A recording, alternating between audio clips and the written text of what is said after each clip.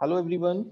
आज हम लोग एक बहुत ही इम्पोर्टेंट टॉपिक पढ़ने जा रहे हैं जो सिंगल फेस एसी सर्किट से रिलेटेड है and the topic is power measurement. ठीक है,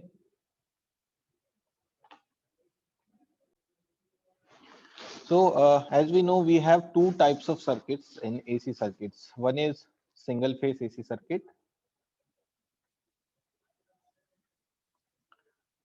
and second one we have three phase. ठीक है, क्योंकि एसी में हमारे पास दो टाइप की सप्लाई होती है, single phase and three phase, तो नेचुरली दोनों टाइप के हमारे पास सर्किट्स होंगे और जब दोनों टाइप के सर्किट्स में करंट का फ्लो होता है, लोड कनेक्ट होता है, तो नेचुरली वहां पर पावर का फ्लो भी होगा। तो उस पावर को मेजर करने के लिए एक जो डिवाइस हम यूज करते हैं, हमेशा पावर मेजरमेंट के लिए जिस डिवाइस को यूज करते हैं उसका नाम होता है वॉट मीटर। ठीक है, this is the device which we use to measure the power. This is called watt meter. That is why watt एक यूनिट होता है पावर का। हमने जब एसी सर्किट पढ़ा है तो उस एसी सर्किट में हमने क्लियरली ये चीज देखी थी कि जो पावर एक्चुअल में कंज्यूम होता है उसको हम कहते हैं एक्टिव पावर और true power.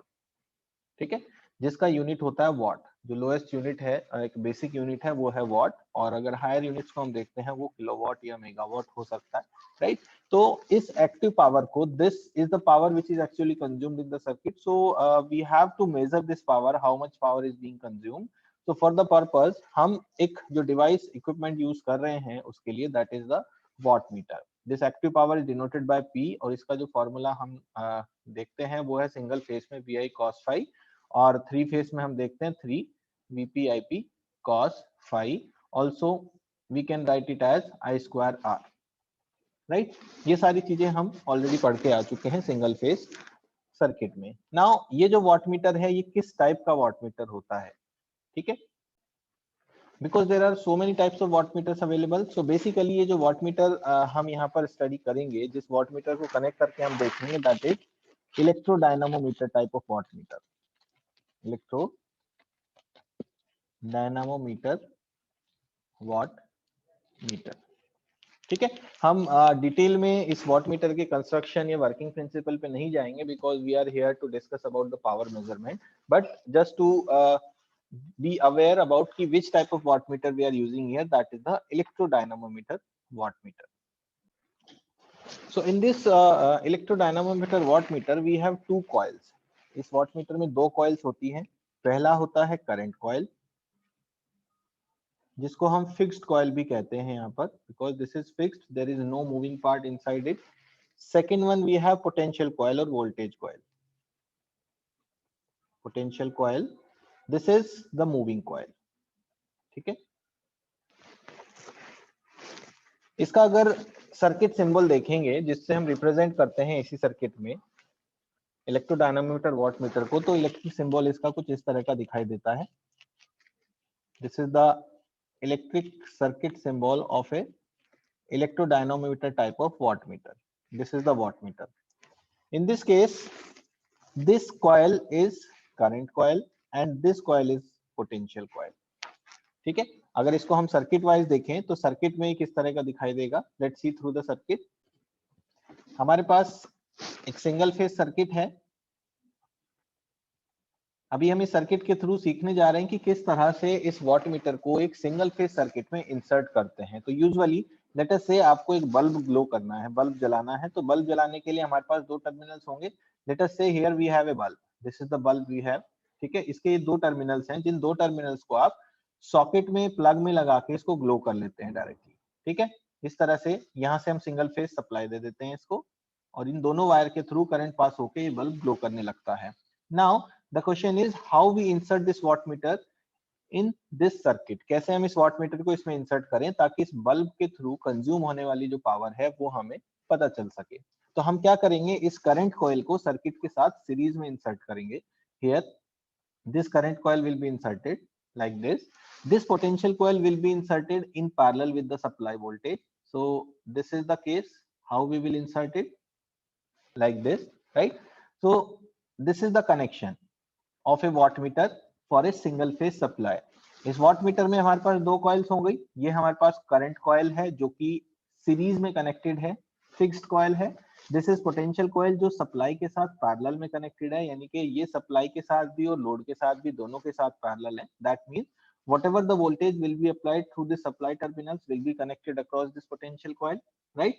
Also this potential coil is the moving coil. Why this is moving coil? Because the pointer, जो pointer लगा हुआ है watt meter में, वो pointer इस potential coil पर ही connected होता है, जो movement देके हमें बताता है कि कितना रीडिंग आ रहा है, right?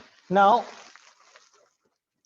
ये हो गया हमारा पोटेंशियल कॉइल। नाउ ये जो करंट कॉइल है जो सीरीज में लगी है, अब एक चीज हमें बहुत अच्छे से इलेक्ट्रिकल फंडामेंटल से क्लियर है कि जब भी हम सीरीज की बात करते हैं तो सीरीज में करंट का फ्लो होता है, राइट?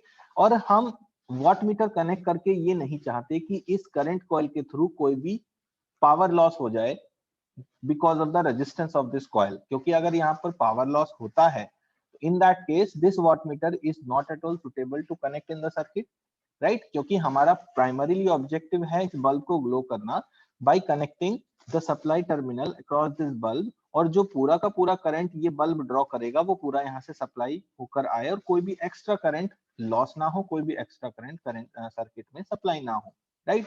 फॉर दैट पर्पस ये जो करंट कॉइल है, this current coil has a very low resistance. इसका जो रेजिस्टेंस है बहुत लो होता है। लो रेजिस्टेंस होने के कारण इसके अंदर होने वाले जो ड्रॉप्स हैं वो ऑलमोस्ट नेग्लिजिबल होंगे, राइट? सिमिलरली ये जो पोटेंशियल कॉइल है, इस पोटेंशियल कॉइल के अक्रॉस ये सप्लाई कनेक्टेड है। नाउ अगर इस पोटेंशियल कॉइल का रेजिस्टेंस कम होगा तो उस कम रेजिस्टेंस के कारण सप्लाई के टर्मिनल शॉर्ट सर्किट होने का खतरा हमेशा बना रहेगा, because we are connecting this potential coil in the parallel path. That is why the resistance of this potential coil has to be very very high, right? So that जो भी current इस potential coil के through supply होगा, the value of that current will be equals to, अगर यहाँ का simple resistance R है और यहाँ से करंट फ्लो कर रहा है I, तो what is the value of this I will be equals to the voltage which is connected here divided by the resistance of this coil. So that much the current will flow through this resistance, correct? ठीक है, तो इस circuit में जो bulb हमने लगाया, इस bulb की जगह पर कोई भी लोड हम लगा सकते हैं, या फिर हम कह सकते हैं, मान लीजिए हमारा एक पूरा घर है, घर के दो टर्मिनल्स ये हैं जो घर के अंदर जाने वाले हैं और पूरे घर में आगे सप्लाई प्रोवाइड करने वाले हैं। तो इस वॉट मीटर को हम घर के बाहर सप्लाई जहां से जाती है उस सप्लाई टर्मिनल पे इस तरह से कनेक्ट कर देते हैं कि what ever the load will be connected at these two terminals, in terminals पे जो भी लोड कनेक्ट होगा और जो भी करंट डिमांड करेगा ये लोड, वो पूरा का पूरा आपके वॉट मीटर के थ्रू होकर जाएगा और इस वॉट मीटर से जो भी पावर आगे कंज्यूम हो रहा है वो रीडिंग यहाँ पर हमें मिलती चली जाएगी। ठीक है, इसके बाद अगर हम देखें कि इसका जो सर्किट है वो किस तरह का दिखाई देता है,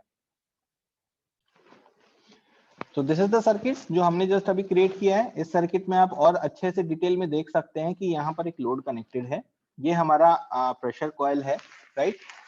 जो करंट फ्लो कर रहा है सर्किट से, जो सप्लाई से करंट फ्लो कर रहा है, the value of that current is I, and whatever the current is going through the current coil is denoted by IC, and through the pressure coil the current is denoted by IP, right?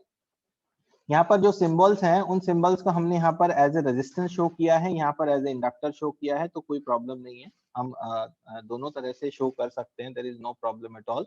Generally हम इसको resistance से इसलिए show करते हैं क्योंकि इसका high resistance होता है, तो हम इसको एज ए रेजिस्टेंस शो कर सकते हैं, बट करंट कॉइल का रेजिस्टेंस वेरी वेरी स्मॉल होता है, इसलिए हमने उसको एज ए इंडक्टर की तरह से कुछ शो किया हुआ है।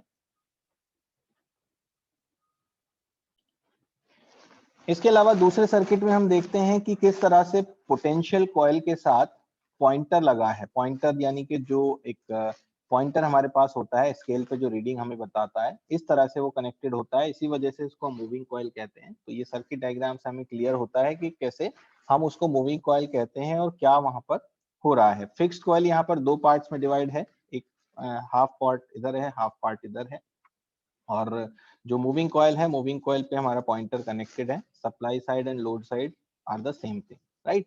नाउ वॉट मीटर में हमें यहाँ पर चीज दिखाई देती है कि इसमें चार टर्मिनल्स हैं। पहला टर्मिनल ये है, this is the first one, this is the second terminal, this is third terminal and this is the fourth terminal. चार टर्मिनल्स हैं, तो जब भी हम एक वॉट मीटर को एक सर्किट में इंसर्ट करते हैं, लेबोरेटरीज में भी हम देखते होंगे जब हम कोई एक्सपेरिमेंट करते हैं और वहां वॉट मीटर का यूज होता है, तो you will find 4 terminals there. How we define these 4 terminals? Basically this first terminal is known as denoted by M. M stands for mains here. Why this is mains? Because this terminal is connected at mains side. Mains मतलब supply से हम यहाँ पर बात कर रहे हैं, तो सप्लाई मेंस की साइड पर ये टर्मिनल कनेक्ट होता है. दैट इज वाई इसको हम एम बोलते हैं, मेंस बोलते हैं. This terminal is called L. L stands for load. ठीक है, ये टर्मिनल लोड की साइड कनेक्ट होता है, तो इसलिए हम इसको एल से रिप्रेजेंट करते हैं. This terminal is C. C stands for common here.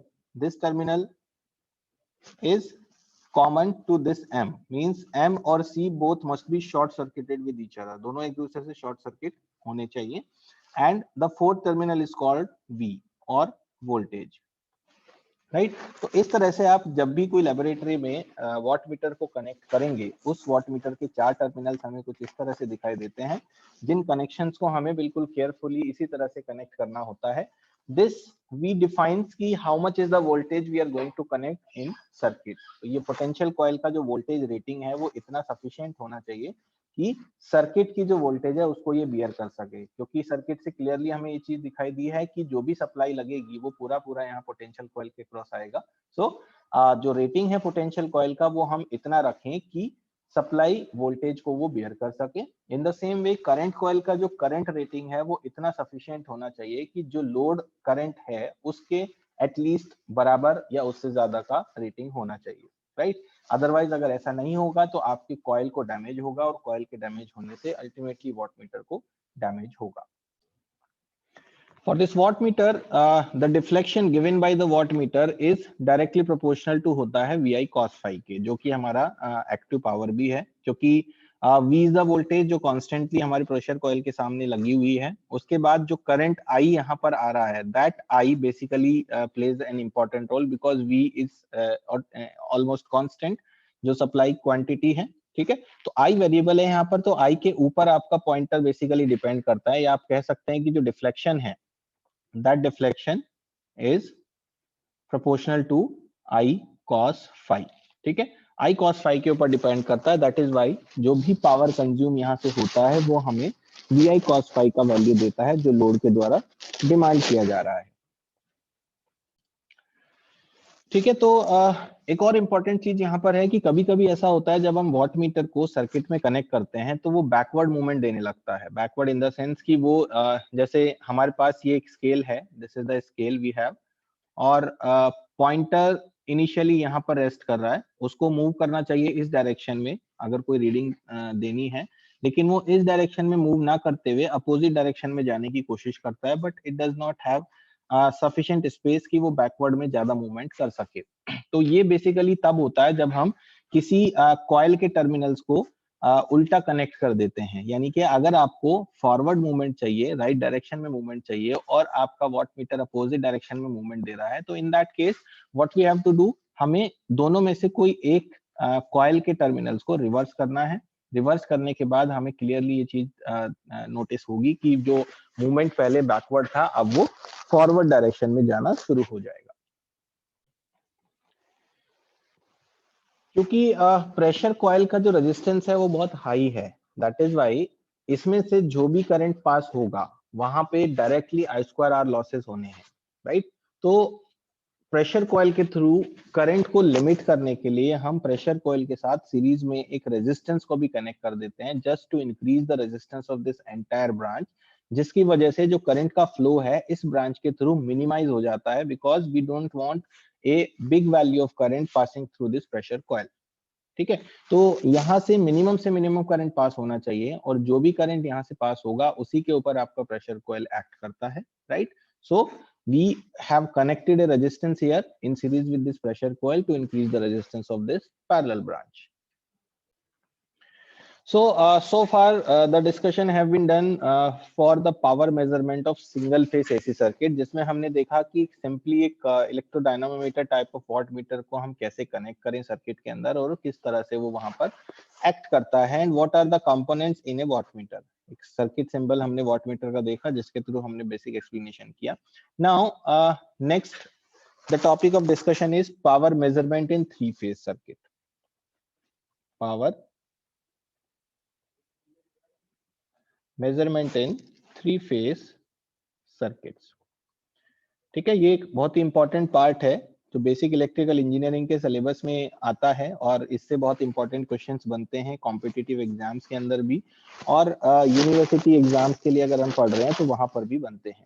ठीक है, तो हमें पता है थ्री फेज सर्किट्स में दो टाइप के कनेक्शंस होते हैं, एक स्टार कनेक्शन होता है और एक डेल्टा कनेक्शन होता है थ्री फेज सर्किट में। ठीक है, तो स्टार और डेल्टा दोनों के लिए ही थ्री फेज में हमें पावर मेजरमेंट करना है। तो basically there are three methods available to measure power in three phase circuit, जिसमें पहला मेथड का नाम है 3 wattmeter method,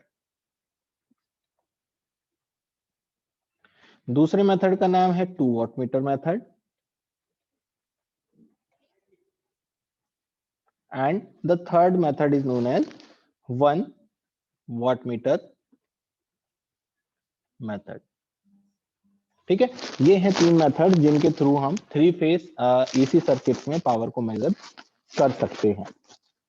right now one by one अगर हम तीनों मेथड्स को डिस्कस करें तो इनका जो नाम है, नाम में हमें क्लियरली एक चीज दिखाई देती है, it has 3 watt meters, it has 2 watt meters and it has 1 watt meter. That means in the first method we will use 3 watt meters, in second method we will use 2 watt meters and in first one we will use only 1 watt meter.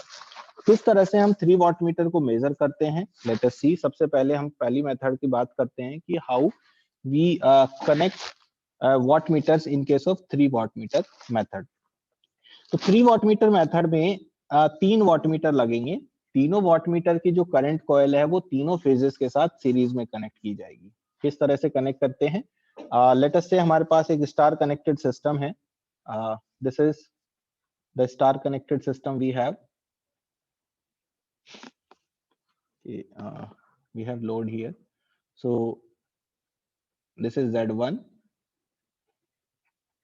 here we have Z3, here we have Z2। ये तीन impedances लगे हुए हैं three phase star connected system, जो कि हमें clearly दिखाई दे रहा है। यहाँ पर R फेज है, this one is Y phase and this one is B phase. ये तीनों टर्मिनल्स हमारे पास हैं। इन तीनों टर्मिनल्स में हमें कनेक्ट करना है 3 वॉट मीटर्स। तो हम क्या करेंगे, पहले वॉट मीटर की करंट कॉइल यहाँ पर लगाएंगे, देन पोटेंशियल कॉइल, दूसरे वॉट मीटर की करंट कॉइल इसके साथ सीरीज में लगा देंगे, देन पोटेंशियल कॉइल, और तीसरा वॉट मीटर का करंट कॉइल यहाँ पर लगाएंगे, देन पोटेंशियल कॉइल। उसके बाद ये जो तीन टर्मिनल्स हैं, these terminals will be the supply side R, Y and B। अब ये जो तीन टर्मिनल्स हमें पोटेंशियल कॉइल के मिले हैं, चूंकि ये एक स्टार कनेक्टेड सिस्टम है, स्टार कनेक्टेड में दो पॉसिबिलिटीज होती हैं, एक होता है three phase three wire system यानी कि विदाउट न्यूट्रल, और दूसरा होता है three phase four wire system with neutral. This is the terminal जो कि न्यूट्रल टर्मिनल है। यहाँ पर अगर हमारे पास न्यूट्रल टर्मिनल होता है, if we have a neutral terminal here, तो this is the neutral, means three phase four wire system, and in this three phase four wire system these three potential coil terminals will be connected common to a single terminal at the neutral। इस तरह से हम इनको connect कर देंगे। इससे क्या होगा, इससे ये होगा कि तीनों के तीनों वॉट मीटर्स की प्रेशर कॉइल्स पे जो वोल्टेज जाएगा वो सिंगल फेज वोल्टेज जाएगा, because all the potential coils are connected in between one phase and neutral। यहाँ पर आप देखिए इस फर्स्ट वॉटमीटर को अगर हम बोले W1, तो pressure coil is connected between R and N, so the voltage will be connected through this potential coil will be VRN, this is the phase voltage। Second voltage अगर आप देखेंगे second वाले wattmeter में, this is wattmeter number 2, here the voltage connected across this potential coil is VYN, this is the third wattmeter we have, and the voltage connected across this potential coil is VBN। so everywhere in each wattmeter एक common terminal हमने बना के हर एक potential coil के साथ series में connection ले लिया है। ठीक है, while in case अगर हमारे पास न्यूट्रल टर्मिनल नहीं है तो हम क्या करेंगे, विदाउट न्यूट्रल इन तीनों पोटेंशियल कॉइल के टर्मिनल्स को एक सिंगल पॉइंट से हम कनेक्ट कर देंगे।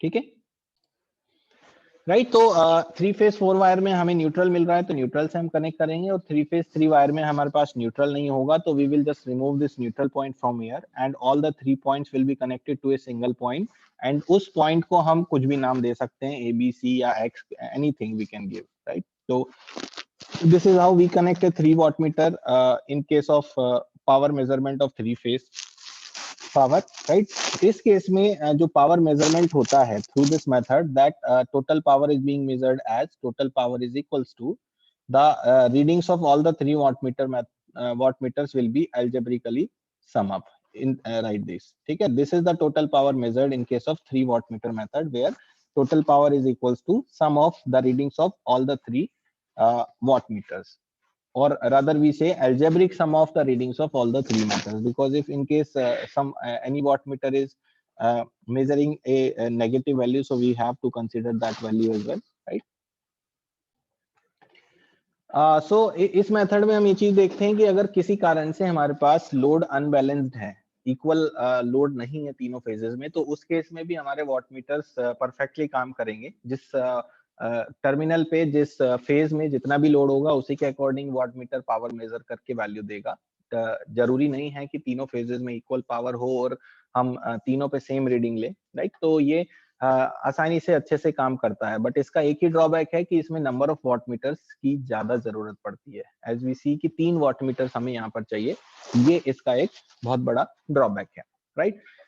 नाउ सेकंड मेथड को हम अभी स्किप कर रहे हैं क्योंकि दैट इज वेरी इंपॉर्टेंट, हम उसको आगे डिटेल में डिस्कस करेंगे, उसके डेरिवेशंस भी हैं कुछ जो हम आगे देखेंगे। For now we are moving to the third method, is 1 watt meter method।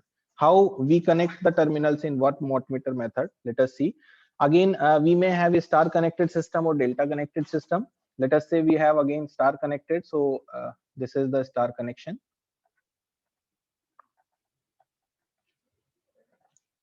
ये 3 टर्मिनल्स हैं हमारे पास। इन तीनों टर्मिनल में हमें 1 watt meter मेथड से अगर पावर मेजर करनी है, तो उस केस में हम क्या करेंगे कि किसी भी एक फेज में करंट कॉइल को कनेक्ट करेंगे। किसी भी एक फेज में हम कोई भी रैंडमली कोई भी फेज यहाँ पर चूज कर सकते हैं। लेट अस से कि हमने आर फेज पे ही लगा दिया है, ठीक है। यहाँ पर हमने करंट कॉइल को कनेक्ट कर दिया। This is the current coil is connected. Now हमारे पास अगेन 2 टाइप के सिस्टम्स हो सकते हैं, 3 फेज 3 वायर जो कि स्टार और डेल्टा दोनों में होता है, और जो 3 फेज 4 वायर है that is only possible in case of star connection. तो सबसे पहले अगर 3 फेज 4 वायर को डिस्कस करें, this is the neutral point. तो सिंपली हम क्या करेंगे, जिस एक फेज में हमने करंट कॉइल को कनेक्ट किया है, उसके बाद जो पोटेंशियल कॉइल है, that potential coil will be connected to the neutral point here, right. वो जो करंट कॉइल का बाद पोटेंशियल कॉइल का जो टर्मिनल है that will be connected to the neutral like this, so that this watt meter connection will be completed. बिल्कुल उसी तरह से यहाँ वॉट मीटर के कनेक्शन पूरे हो रहे हैं जिस तरह से सिंगल फेस में हो रहे थे। आप देखिए ये सिंगल फेस सप्लाई यहाँ पर बन रही है, यहाँ से लाइव वायर है जो फेज वायर है, this is current coil, this is load, and then we are returning back to the neutral point. तो ये हमारा वॉट मीटर लग गया। बाकी के जो 2 फेजेस हैं वहां पर हमें कुछ भी कनेक्ट नहीं करना है, ठीक है। तो इस केस में हम ये अज्यूम करके चल रहे हैं, ये मान के चल रहे हैं कि तीनों फेजेस पूरी तरह से बैलेंस्ड लोड के साथ कनेक्टेड है। That means if we can measure the power consumed by one phase, that means other 2 phases में भी same power measure हो रही है, और in this case we write that कि total power is equals to 3 into the reading of watt meter connected, यानी कि thrice of the reading of this watt meter connected। तो यहाँ पर एक assumption लिया गया है, ये assumption है कि जो लोड है वो बैलेंस्ड है।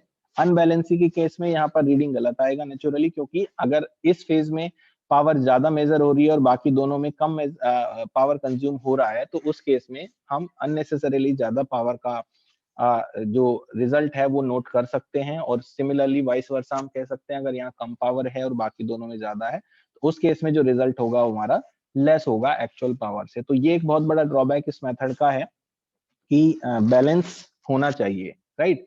अब बात करते हैं 3 फेज 3 वायर की, कि अगर 3 फेज 3 वायर हो तो उस केस में क्या करना चाहिए। सो 3 फेज 3 वायर में हम क्या करेंगे, हमारे पास अगेन ये 3 फेजेस हैं आर वाई बी। अगेन हम करंट कॉइल को किसी भी एक फेज में सीरीज में लगा देंगे, और ये है हमारी पोटेंशियल कॉइल। उसके बाद जो प्रेशर कॉइल है, मूविंग कॉइल है, उस कॉइल को हम बारी बारी से अदर 2 फेजेस में कनेक्ट करेंगे, राइट। पहले हम यहाँ पर कनेक्ट करेंगे, रीडिंग चेक करेंगे, उसके बाद यहाँ पर कनेक्ट करेंगे, रीडिंग चेक करेंगे, और दोनों से जो रीडिंग आएगी उसका हम एवरेज लेके यहाँ से वैल्यूज को कैलकुलेट कर सकते हैं। एक एक करके दोनों में कनेक्ट करके जो भी वैल्यू आएगी दो, मान लेते हैं फर्स्ट आर वाई के साथ कनेक्ट करके, आर वाई किससे हमारी रीडिंग W1 आई है, आर बी के साथ W2 आई है, तो हम क्या करेंगे W1 प्लस W2 अपॉन 2 करेंगे, जो एक एवरेज आ जाएगा। जो भी यहाँ से एवरेज आएगा उसको हम क्या करेंगे, 3 से मल्टीप्लाई कर देंगे। तो 3 से मल्टीप्लाई करके हमें again total value of power measured मिल जाएगा। ठीक है, this is how we proceed for a 3 phase 3 wire system in case of star and in case of delta as well, right? So the limitation of this method is we cannot use this method in case of unbalanced loading condition. दूसरा एक और method है यहाँ पर हम जो adopt कर सकते हैं पावर मेजर करने के लिए इसी से। उसमें हम क्या करते हैं कि जो W1 और W2 की हमने रीडिंग यहाँ से नोट की है, एक बार RY से एक बार RB से, तो टोटल जो पावर मेजर्ड है we can write it as W1 plus W2। Total power को हम इस तरह से भी यहाँ पर डिनोट कर सकते हैं।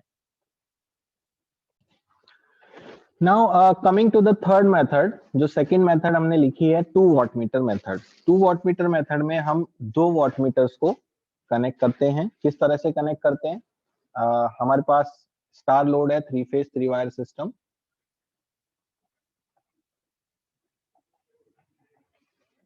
This is Z1, Z2 and Z3। Here are the 3 terminals. ठीक है, उसके बाद एक वॉट मीटर को हम यहां पर कनेक्ट कर देते हैं, दूसरे वॉट मीटर को हम यहां पर कनेक्ट कर दें। किसी भी 2 फेजेस में हमें वॉट मीटर को कनेक्ट करना है। जो रिमेनिंग थर्ड फेज होगा उस फेज में हमें दोनों वॉट मीटर की जो पोटेंशियल कॉइल है उसके टर्मिनल्स को एक कॉमन पॉइंट से कनेक्ट करना है, इस तरह से, राइट। ये यहां पर कनेक्ट हो गया। This is R, this is Y, this is B, R, Y and B. This is watt meter number 1, W1. This is watt meter number 2, W2, right? तो ये 3 फेज 3 वायर सिस्टम के लिए ये मेथड हम use कर रहे हैं। यहाँ पर अगर डेल्टा होता तो भी सिमिलर इसी तरह से हम कनेक्ट करते। इस केस में भी जो टोटल पावर यहाँ से निकल कर आती है that will become equals to the sum of the reading of both the watt meters, that is W1 plus W2। ठीक है, तो ये method basically 3 phase 3 wire system के लिए बहुत एडवांटेजियस है, डेल्टा या स्टार कोई भी टाइप का कनेक्शन हो। दूसरा, ये बैलेंस्ड और अनबैलेंस्ड कंडीशन दोनों में ही परफेक्टली काम करती है, राइट। तीसरा, अगर हमारे पास स्टार कनेक्शन है और न्यूट्रल वायर भी है तो उस कंडीशन में ये एक नेसेसिटी यहाँ पर है, एक रिक्वायरमेंट यहाँ पर है कि न्यूट्रल से किसी भी तरह का करंट नहीं जाना चाहिए, राइट। अगर हम न्यूट्रल वायर को भी यूज कर रहे हैं तो उस न्यूट्रल को हम नहीं यूज करेंगे और साथ ही साथ न्यूट्रल से किसी भी टाइप का वायर का फ्लो, करंट का फ्लो नहीं होना चाहिए। So because of the various advantages of this 2 watt meter method, we prefer this method over other 2 methods। 3 watt meter method को हम यूज इसलिए नहीं करते हैं क्योंकि वहां नंबर ऑफ वाट मीटर्स की रिक्वायरमेंट ज्यादा है। 1 watt meter method को हम इसलिए यूज नहीं करते हैं क्योंकि वहां से जो रिजल्ट हमें मिल रहे हैं उनको वो रिजल्ट एक्यूरेट नहीं है, हमेशा एरर वहां पर बनी रहेगी। 2 watt meter methods में सारी प्रॉब्लम्स ओवरकम हो जाती है, नंबर ऑफ वाट मीटर भी रिड्यूस हो गए हैं और बैलेंसिंग अनबैलेंसिंग के केस में it is working very well. And phase sequence का यहाँ पर कोई इफेक्ट नहीं पड़ता है। If we are changing the phase sequence from RYB to RBY और सम अदर फेज सीक्वेंस, तो वहाँ इसका भी यहाँ पर ये कोई प्रॉब्लम नहीं आती है। ठीक है, तो बेसिकली जो सिलेबस में मेंशन्ड होता है ये watt meter 2 watt meter method is the most important, जिसके ऊपर क्वेश्चंस बनते हैं, न्यूमेरिकल्स भी बनते हैं। सो इसके ऊपर हमें एक छोटा सा डेरिवेशन करना होगा जिसमें हम प्रूव करेंगे कि how the power measured by this 2 watt meter method is equals to the algebraic sum of both the 2 watt meters। ठीक है, so that process will be discussed in the next video। In this video we are stopping this right here in this video।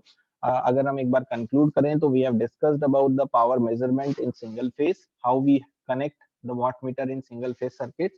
Then we have seen ki what are the various methods in a 3 phase AC circuit, where 3 methods we have discussed and found that the 2 watt meter method is the most important method which works very well in all the various conditions. So अब हमें prove करना है कि ये wattmeter से power method से जो power measurement हुई है वो W1 plus W2 के बराबर ही होती है या नहीं, which we will discuss in the next video, right? So thank you so much for watching this video.